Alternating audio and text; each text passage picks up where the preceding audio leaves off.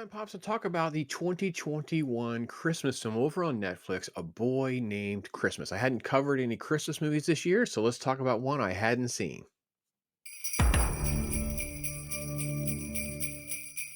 A Boy Named Christmas is the first that's based on some children books by Matt Haig. It's a little boy named Nikolas, whose nickname by his deceased mother is Christmas. He's extremely poor, lives in the middle of nowhere with this impoverished area. Dad's name is Joel. He's a woodcutter. They don't really know what to do. And then suddenly there's this legend that everyone starts talking about Elfhelm, where this magical place and there's elves and all these different things that are out there for someone to find. And the king gets together these subjects, offers up a reward if someone could find proof of this kingdom to bring hope to everyone in the kingdom, which is an increasingly awkward scene. Like I didn't even know what to think about this.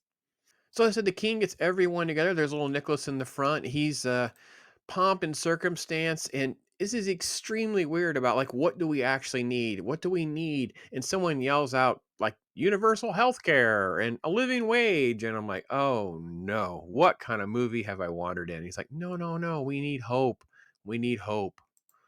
So Nicholas is going to banter with his dad about an opportunity to try to go out there, be part of the mission.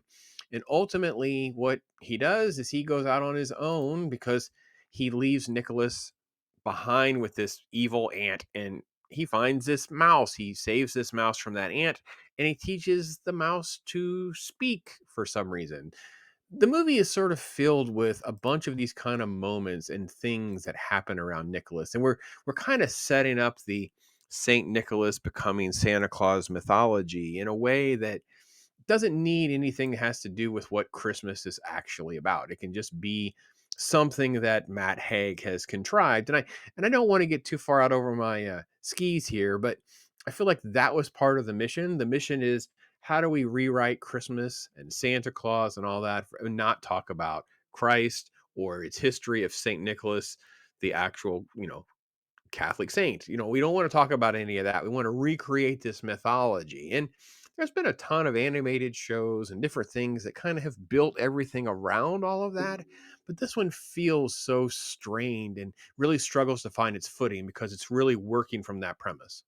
All right, I think I kind of skipped over the setup here, and that's Maggie Smith. She's the best part of this entire movie, in my opinion. She's visiting family, and they've lost their mom. They're sad. They're not going to have Christmas this year. Dad's toddled off to work, leaving them in her care, and she starts telling them this story. Now, it is really kind of interesting to how they're going to call back to this and circle back to this, and then interrupt the movement of the story from Maggie Aunt, she's got an odd name. Make sure I get that right because I don't know her name, but she is by far the best part of this movie. I really wish this was a little more complex for me, but it's such a trivial thing that everything kind of works. Her name is Aunt Ruth. More of the story there, but for the most part, Aunt Ruth is very much trying to pull off this sort of Princess Bride thing, right? The kid's stuck at home, doesn't want to be there, feels separated from everything going on out in the world. Let me tell you this fairy tale. Let me tell you on this little boy and his quest and his journey. Obviously, it's about Santa Claus. Some of Nicholas's adventures are actually done quite well. I really do enjoy the scenery and some of the different shots that are done. There is like a CGI reindeer, though. He's given the name Blitzen. And I actually like what they tried to do with the reindeer, but obviously the CGI and stuff continues to spiral out of control as the movie progresses. And they stumble across, he basically is left for dead, stumbles across actual elves. Toby Jones just shows up out of nowhere, finds poor little Nicholas, casts a magic spell on him, saves him, and then takes him on. And he can go on to the little village and see what no one else can see. Basically, you're there at the North Pole where all the elves are, and then you get to the sort of next phase of the story, which is this awful, awful woman is met by Nicholas, and turns out that she's basically responding to a kidnapping. The humans kidnapped this little boy, and she has basically taken over as a dictator. There's a ban on humans, there's a ban on this. She's got her magic staff. She's mean and cruel and rude, whatever. And the weird thing is, like out of the blue, the boy that's kidnapped, Kip, uh, they're Indian. I don't know why they're Indian, but they are. Sally Hawkins plays this I don't know. It's really kind of odd because she's kind of a witch, but she's just the ruler. Like I don't really understand what her real role is or how she just did she just was she the lucky one who picked up the staff? It just seems kind of weird. So we end up on sort of a side journey again because as much as they wanted to get there, it didn't really get them into what they wanted because they got to go find Kip. And in journeying to find Kip, he finds his dad, and dad kind of, he's going to save himself, save everybody, kind of earn his son's love and confidence that he's not an evil person by kidnapping some random brown kid at the North Pole. And it's like I feel like we did a whole bunch of time wasted. It's like the thing that the trope that goes around about movies for having like the video game thing where you're just kind of like it's a quest and it's a level and you got to beat the boss or whatever. And it's like the movie gets sort of sidetracked with some of this. And I think in a kid's book this works well, but we didn't thread it together quite right. It just didn't flow right. It's kind of a start stop kind of problem for me with the way the movie goes. But in the process of doing this, he sort of finds his purpose. The elves sort of fall in love with him. He has sort of a confrontation with the witch.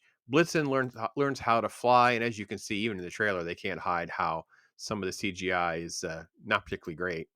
It's full of a lot of characters, and some of them I think are fine. There's a little pixie. Her name is the Truth Pixie, and I don't totally understand why I'm supposed to like her because she's kind of introduced in a way that makes her very like unlikable, for lack of a better term. You don't necessarily always fall in love with anything for any length of time. Kristen Wiig plays that horrible aunt that I was telling you about earlier. And I gotta be honest, I would have said spoilers, but this trailer spoils all of the movie. The whole movie is watched. So if you just don't want to watch the movie, you could just watch the 2 minutes and you've pretty much watched the whole movie. It's this journey that Nicholas goes on. He finds the elves. He goes on another quest. He finds the kid. He gives them back. They say thank you and they give him toys. He says, "Hey, I know people need toys. They need hope. It'll prove to the king, blah, blah, blah." And he gives the aunt some chocolate because she mentions it earlier in the movie. And then he basically is becoming St. Nicholas, going to the king. And there's Maggie telling the story and the king goes around with him literally at the end of this movie doing all of the work. And as I said, you feel like it's just a contrived reason to have a Christmas story and a Santa story without all the religion, because there's little like, well, what are we going to call this day? And it was like something something something something day instead of just calling it Christmas. Or it's just it all it's so frustrating because I understand that as a book this probably works pretty well. And as I said, they do a good job of hiring Maggie Smith and bringing in like the heart and the sweetness and all of that. But here's the king going on this little journey. And here we go. Here's the little line for you. What shall we call it? Nicholas and Mika the Talking Mouse Day. Yeah, Nicholas and Mika the Talking Mouse say, ha. At this point, I was like, is this movie not over yet? And why is the king on the journey? But it's okay. It's fine. It works out. And all in all, it's not the worst movie in the world. It's not the worst Christmas movie in the world. None of this. So it's just another one of these forgettable streaming projects. I don't know that they'll do his other books or not. There's one called The Girls Save Christmas, and there's another book, and that's fine. And maybe those can be done. A Boy Named Christmas, Boy Called Christmas. I got it wrong. It's so.